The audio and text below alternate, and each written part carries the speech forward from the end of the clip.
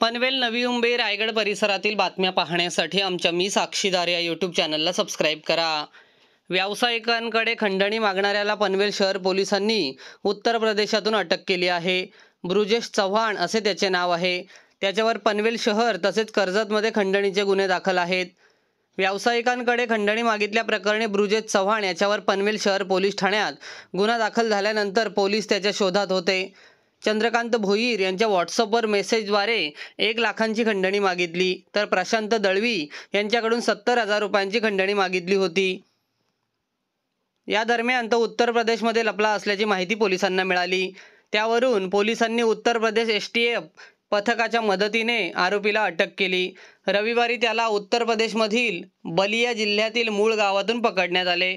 सोमवारी त्याला स्थानिक न्यायालयात हजर करण्यात आले आणि त्याचा ताबा घेण्यात आला। त्याने ओळखीच्याच 2 व्यावसायिकांना खंडणीसाठी धमकावले होते।